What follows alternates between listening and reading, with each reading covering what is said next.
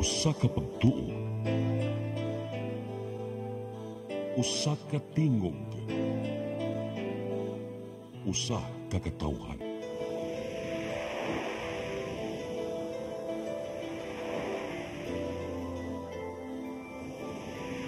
Cebu Catholic Television Network.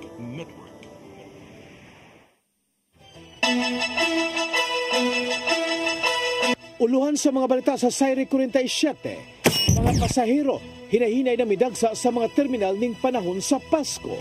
Mga ahensya sa gobyerno sa Central Visayas miabag na sa mga apektado sa pagbuto sa bulkan Kanlaon sa Negros Oriental. Sinakong bugas sa National Food Authority planong ibaligya sa Kadiwa stores aron dili mausit. Bana nga manion og armas kun mahubog gipadakop sa asawa ug sa mga silingan. Sugbo, Kabisayan ug Mindanao, Pilipinas ug katawhan kutob maabot sa tong Sibya sa tibuok kalibutan mayong hapon. Live kita karon sa CCTN Channel 47 ug kini ang tulumanon sa nag-unang kasayuran nga angay natong masayran. Ako si Dennis Tabar. Tulumanon sa patas ng mga balita ug opinyon. Ako si Danica Caballes. Kini ang Sayre 47.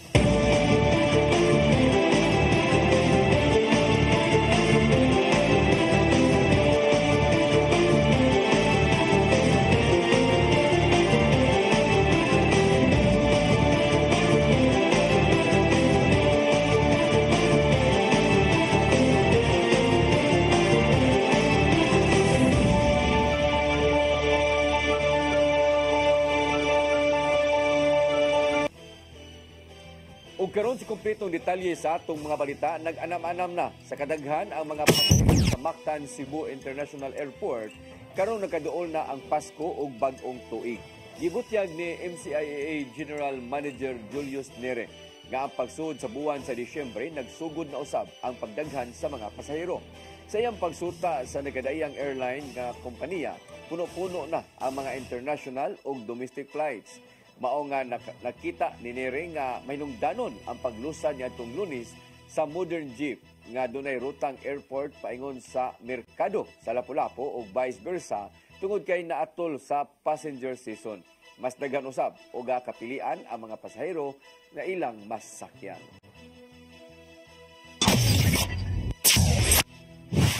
Gihulagway sa kapulisan sa Dakbayan sa Lapu-Lapu nga hapsay ug malinaon ang lista legalyo sa Dakbayan. Mato ni Police Lieutenant Colonel Christian Torres, spokesperson sa LCPO, nga sa tulo ka adlaw wala sila'y natalang mga krimen. Adunay usa ka gatos ka mga pulis nga gipakatap sa 8 ka mga simbahan lakip na sa Olango Island. Manginaot ang kapulisan nga magpadayong hapsay hangtod mahuman ang misa di Galyo. Samtang adunay pahimangno si Police Lieutenant Colonel Christian Torres ngadto sa mga manimbahay. Pahimangno sa mga manimbahay, pagbiya sa balay, secured, then na sila sa simbahan, likayan ng itong magdasok-dasok, mangulisak ng itong mamantayan ng mga pickpocketers at itong mga lutang nauna ba.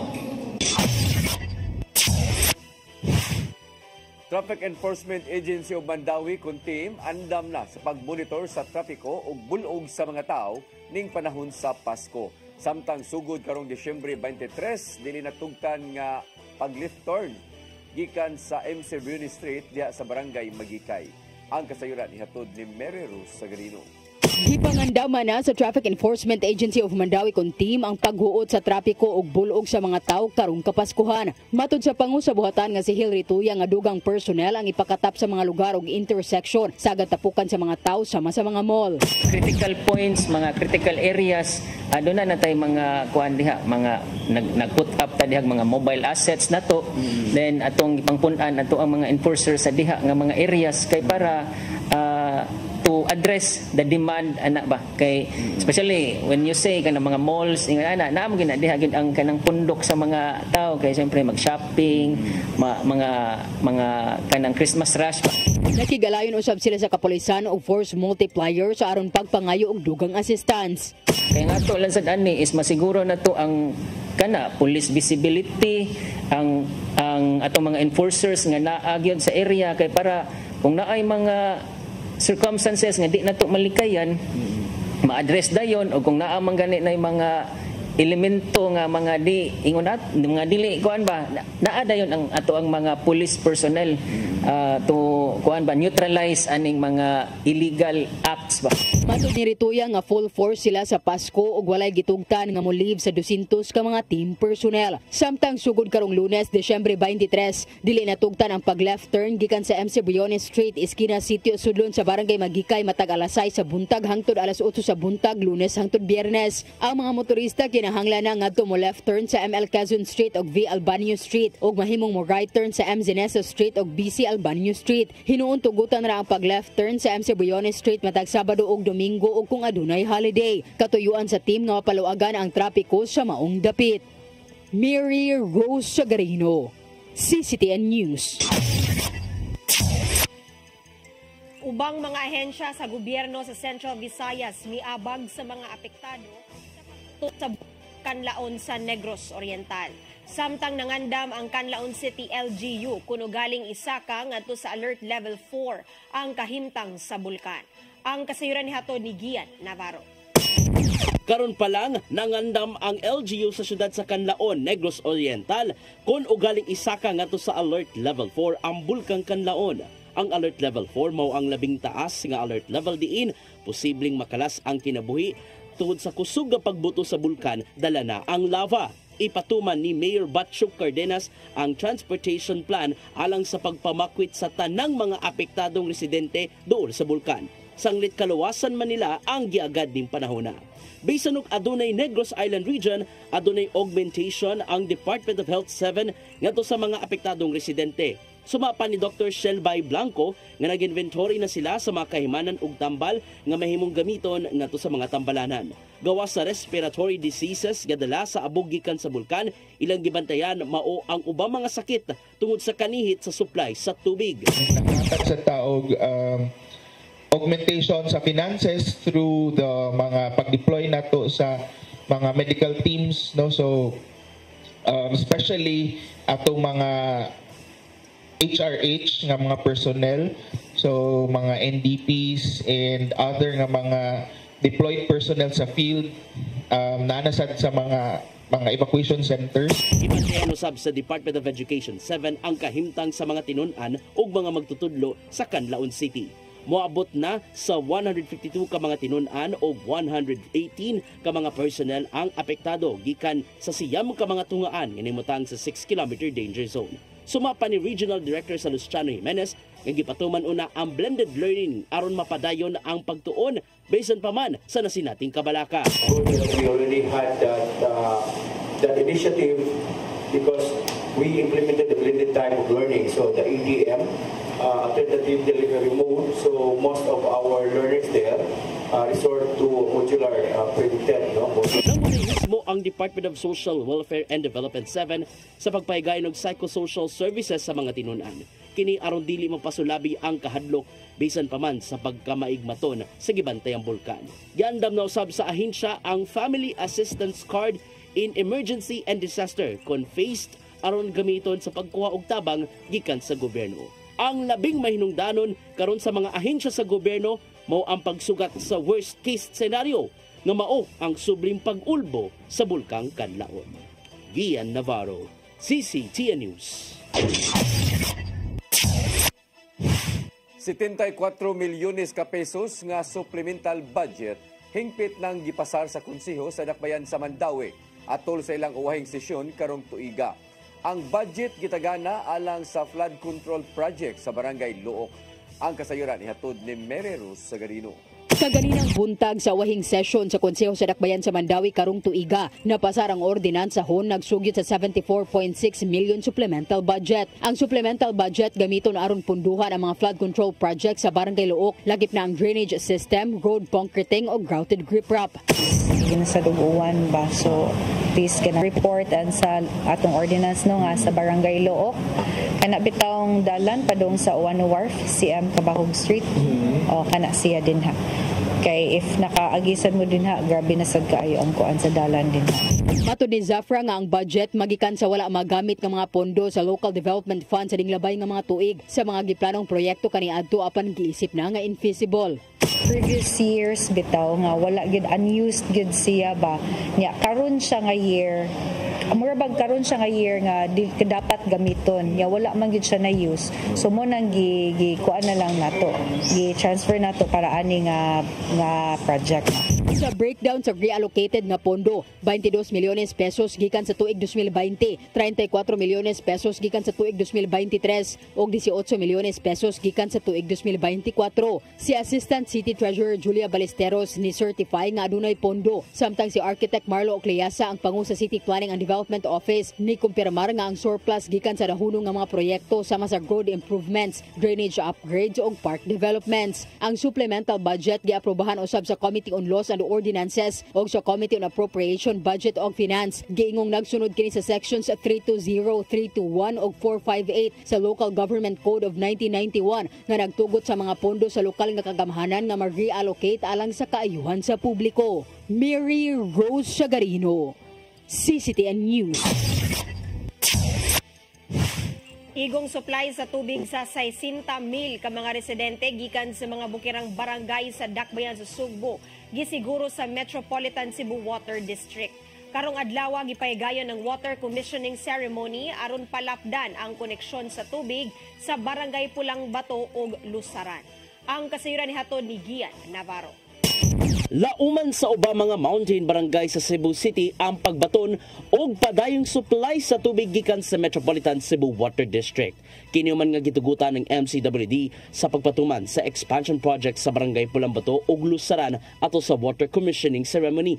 Matagamdaman sa hangtod sa 60,000 ka mga residente sa ibabang bahin sa Dakbayan ang walay putol nga supply sa tubig matag adlaw.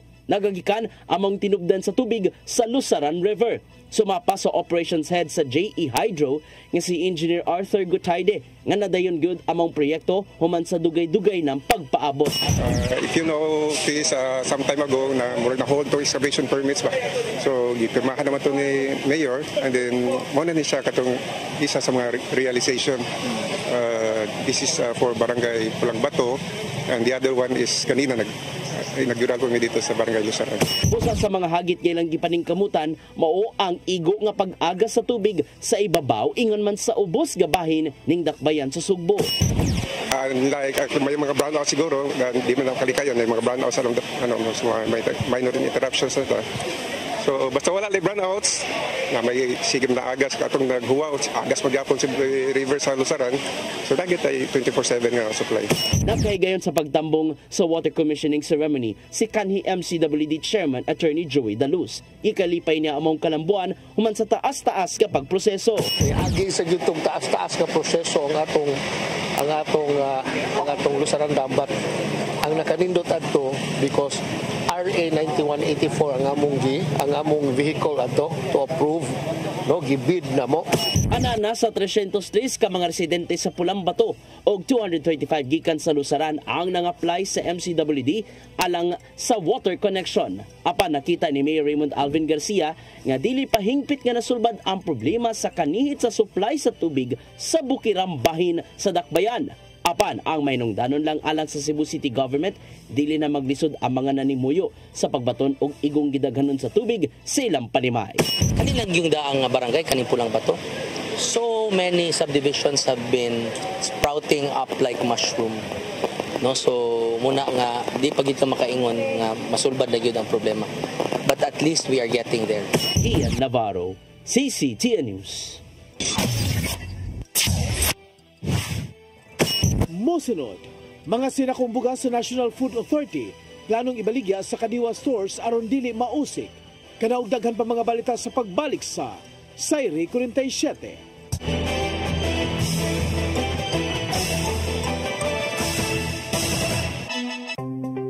Discover the beauty of the Philippines.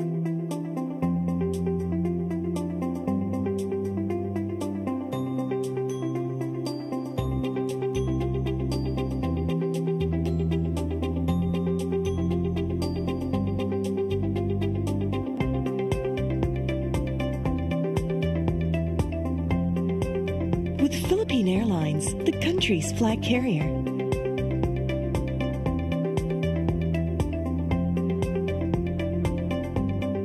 The airline that lets you feel the warmth of the nation.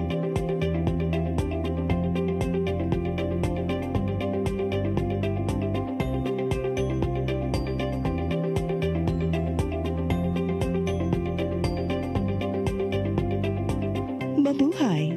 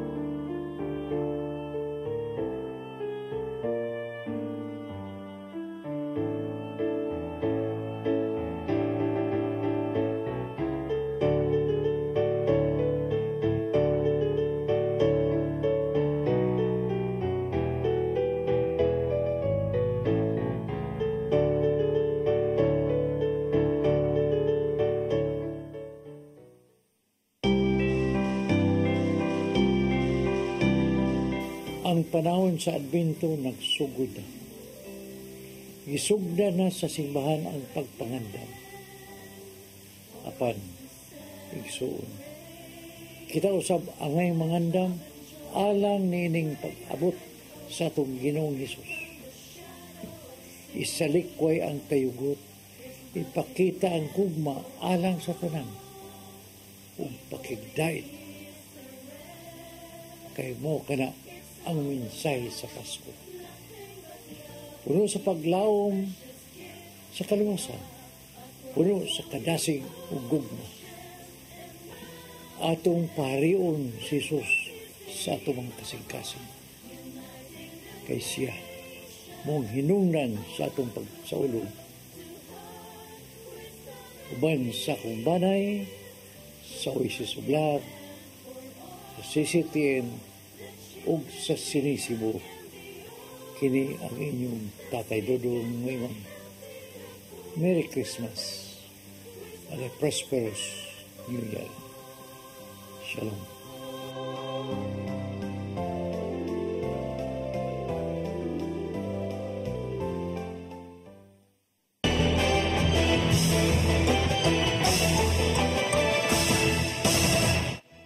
Balik sa ato mga balita, mga bugas sa National Food Authority nga moabot og 80,000 kasako anaa sa nagtipunog sa budiga.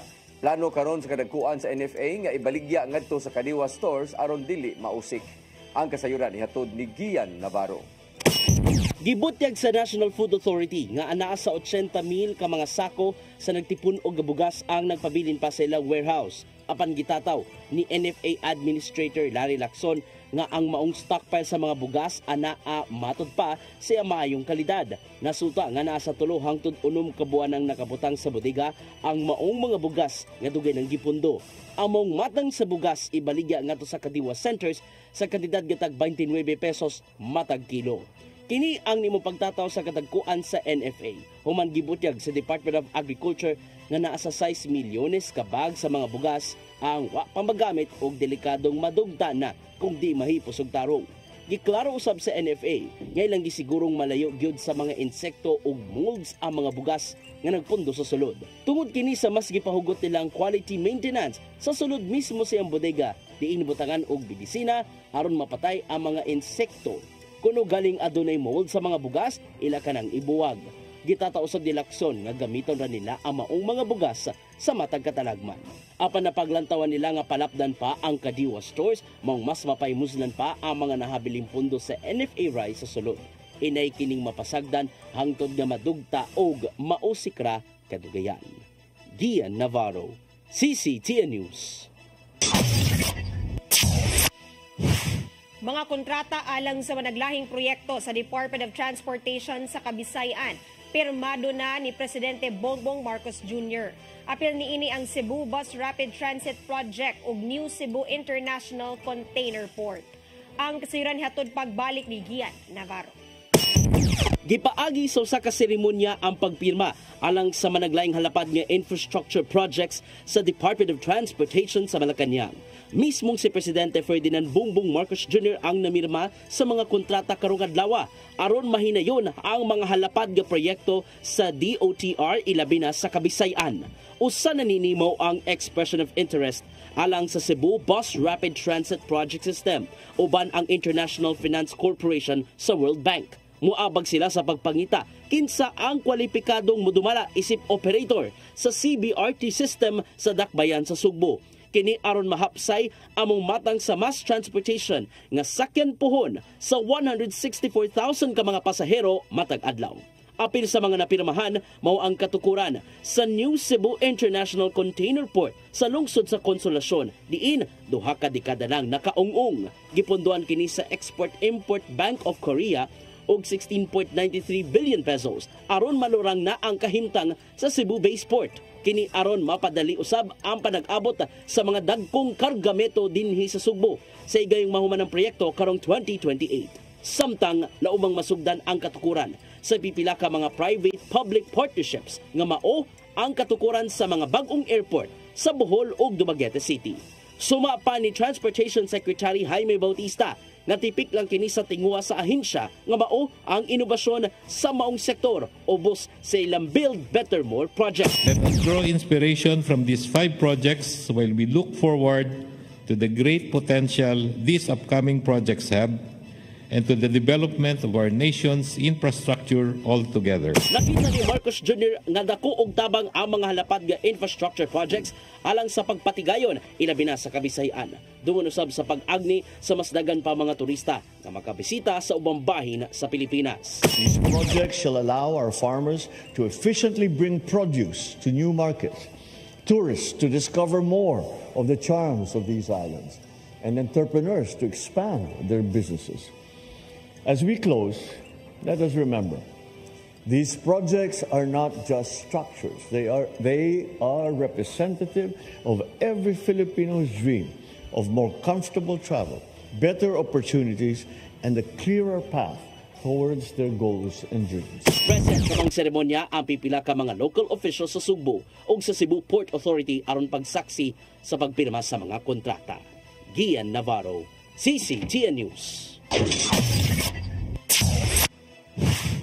Planong itukod sa South Korean company ang 100 megawatt solar power farm dito sa Sugod, amihan ng bahin sa Sugbo. Nagpinirmahay sila ni Mayor Munyen Durano Strigan o Celtic Company Managing Director Bong Hook Cho alang sa halapad nga proyekto. Umulon sa managlahing habig ang Technical Working Group nga musubay sa katukuran sa solar power plant ingon man ang training sa iyang mga sakop. Mugahin ang kompanya og $100 million o 5.7 billion pesos aron matukod ang solar farm. Gihangop hinuon ni Durano Strigan ang kalambuan sa tinguha nga mapalambo usab ang lungsod pinagi sa foreign investors. Syudad sa Mandaue mao'y labing dato nga syudad sa Pilipinas gawa sa Metro Manila. Kini base sa annual financial report sa Commission on Audit, diin number 5 ang Mandaue City nga adunay asset nga moabot sa 35 bilyones pesos. Moabot lang sa 2.7 billion pesos ang mga utang niini ug aduna pa kini equity o net asset nga 32.7 billion pesos. Samtang niubos ang Cebu City nga to sa top 13 nga adunay asset nga 30.9 billion assets apan adunay utang nga 11 billion pesos. Gawas sa Mandawi ang sagad sa labing adunahan nga syudad anaa sa Metro Manila ug nagpabilin nga numero 1 ang Quezon City.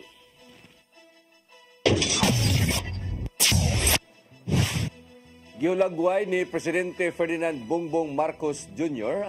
nga kadaugan ang pagpapauli ni Mary Jane Veloso human mapriso dito sa Indonesia sa nakalabayng 14 ka tuig. Sumapa niya nga kinina ang resulta sa kapin o sa kadekada nga panagsabot sa Indonesia pinaagi sa pagisgot og diplomasya. Karong anaa na sa Pilipinas si Veloso gikatakda kining dad-on sa Correctional Institution for Women diha sa Mandaluyong kundidto sa Mandaluyong City. Kinaron tiwason ang sentensya nga gipahamtang sa Indonesian government human usab nasakpang nagda o ginadaling drugas sa maong nasod. Daana nga gikalipay sa pamilyang Veloso ang kalambuan o gilaumang sa urugon ang Pasko isip usa ka pamilya.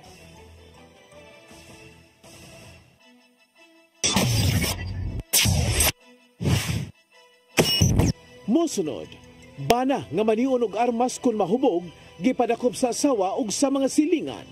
Kana og daghan pa mga balita sa pagbalik sa Sayre 47.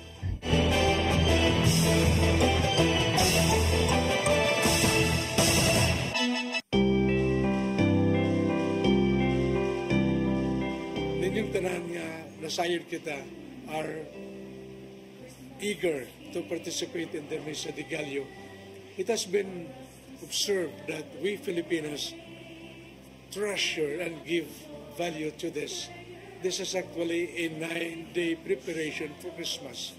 Misa de Gallo is rightly understood as the masses we celebrate in the morning, and Simbang Gabi are masses that people celebrate in the evening, 9 days before Christmas.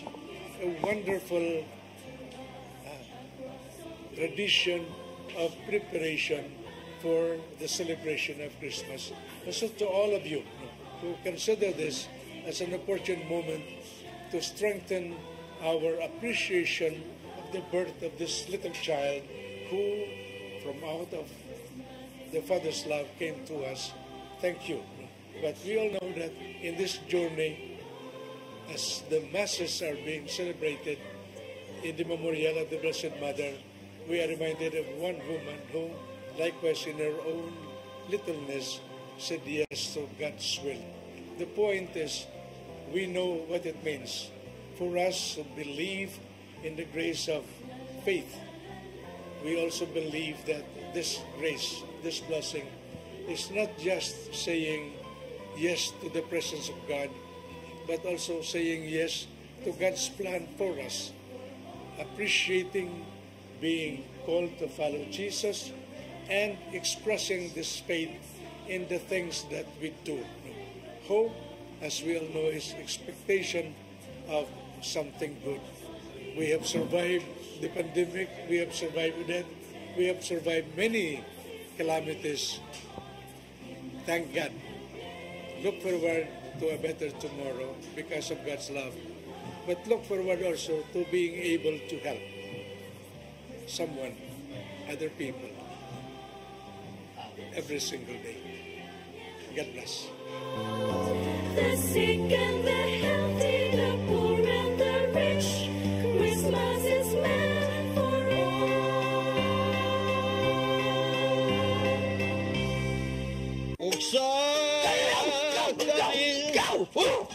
Unsa man kang tambulakan kalit nagabot nalantigan ni ron. Gitara ko nga gamay, gamay kaayo.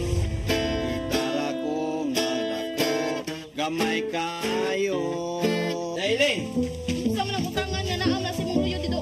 Upa manggod siya inaw ikatubang nimo Dailing kay. Tarong mo? Nganong imong kung iapil ni Dailing ha? Wa man koy labot. Kini panil nga, kini. Your path to a new start. Nutrition. Exercise and elimination. Water. Sunlight. Temperance. Air. Rest and recreation. And most of all, trust in God. Learn from our doctors. Be blessed by the testimonies of our overcomers. Ang inyong programa, Alam sa May Sakit, walay sakit ug dili ganahan magkasakit. Ozone Med Wellness Clinic New Start. Napapanood every Saturday 8 to 9 a.m. Ug ang replay airing matag Miyerkules 1:00 hangtod 2:00 sa hapon. Dinhilang sa CCTN Channel 47. New Start, Ozone Med Health and Wellness Talk.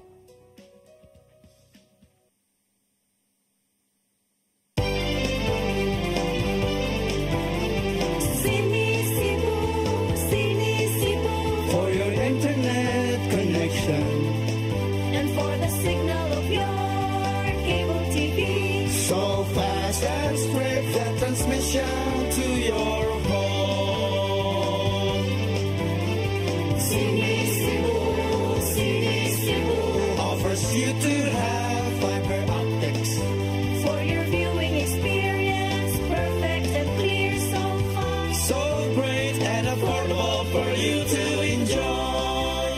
Cine Cebu Television Network Incorporated offers fiber to the home broadband internet bundled with fiber to the home cable TV connection. Cine Cebu Television Network Incorporated with its operation in Metro Cebu and the whole province of Cebu soon.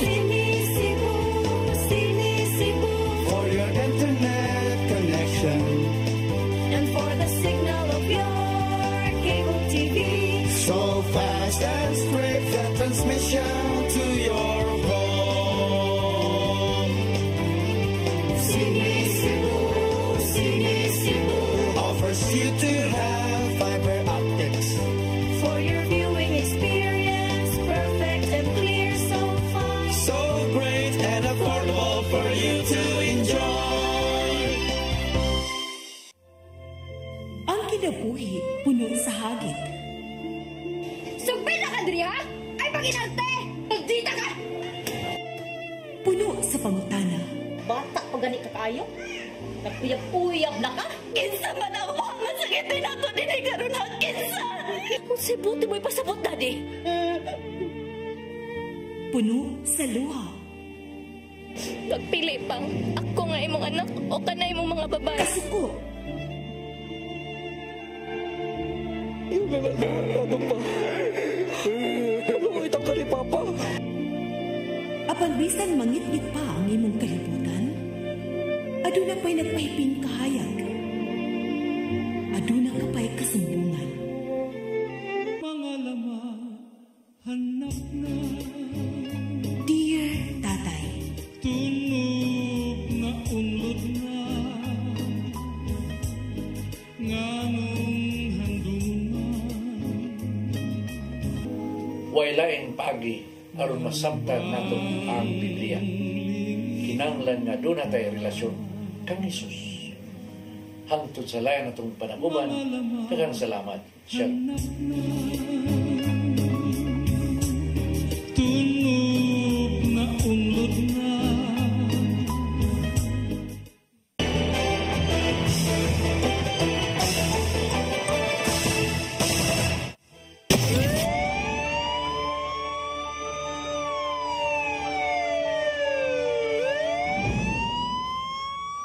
Balik sa ato mga balita, lalaki gibunalan og botilya og nakaangkon kay dakong samad sa iyang liog dito sa dakbayan sa Lapu-Lapu. Responsable sa mong insidente padayon panggila sa kapulisan. Ang kasayuran ihatod ni Cristel Joy Filerca. Nikatap karon sa social media ning usa ka lalaki nga nakaangkon og dakong samad sa tuo nga bahin siyang liog human giingong gibunalan sa lalaking nag-inom ra usab sulod sa usa ka karaoke bar duol sa Second Bridge sa Barangay Pusok, Dakbayan sa Lapu-Lapu. Matod ni Police Lieutenant Colonel Christian Torres, ang spokesperson sa Lapu-Lapu City Police Office, nga nahitabo kini niadto pang Disyembre 14 sa alas 11 sa gabi. Sa wala pa kini nahitabo, base sa mga tendera sa mong imnanan nga ang maong lalaking biktima nag-inusara lang nga nag-inom. Samtang sa pikas nga lamisa aduna usab duha ka mga batan-ong lalaki nga nag-inom ug matod sa mga nakakita nakig-istoryahanay pa kini sa biktima. Pagkataod-taod nigawas ang duha ka mga lalaki ug pila ka minutos ang milabay nibalik ang usa ka lalaki dala na ang usa ka botelya sa beer. Bantayan na lang nila sunod is nibalik ning usa sa kaning suspect na to is pagbalik is nagganag botelya then gibunal niya ang botelya sa simento. Then motong naihait siguro ang kaming botilya motong gibunggab or habas na dyan sa naong. Yung nakita na ito ako kayo yung samad. Dugang pa ni Lieutenant Colonel Torres nga wala pa matino kung unsay hinungdan niini. Posibleng nagkalalis ang duha o baka na tripingan lang ang biktima. Ila kining paimbestigahan tungod kay wala magpa-blatter ang biktima. Ang asawa lang niini mo iniduol sa Station 5 ni adtong Disyembre 16 sa alas 11 sa buntag aron mangayo og police report aron gamiton sa Vicente Soto Memorial Medical Center. Maong nailhan ang biktima nga si Menji Ayuda nga taga Kamansi sa Barangay Paho. Matud usab ni Lieutenant Colonel Torres nga kung wala kini nikatap online dili sila makahibaw sa nihiaguman sa maong lalaki. Sa pagkakaron, wala pa mailhi ang sospek tungod kay wala makaila ang biktima niini. Wala usab makaila ang mga tindera tungod kay dili kini nila regular customer. Ang maong imnanan wala usab CCTV maong padayon pang nangita og CCTV footage ang kapulisan aron nga mailhan ang responsable niini. Samtang sa maayong kabubuton, ang tag-iya sa maong imnanan maoy niabaga sa mga gastuhonon sa biktima samtang nagpaayo. Crystal Joy Filerca, CCTN News. Gipadakop ang bana human gireklamo sa iyang mga silingan ug sa iyang asawa mismo tungod sa pagpanghulga gamit ang armas panahon nga mahubog. Bit-bit ang search warrant na sikop sa Criminal Investigation and Detection Group si Joseph Albert Lim, 47 anyos, taga Purok Gabi, Barangay Banila, Dakbayan sa Dumaguete.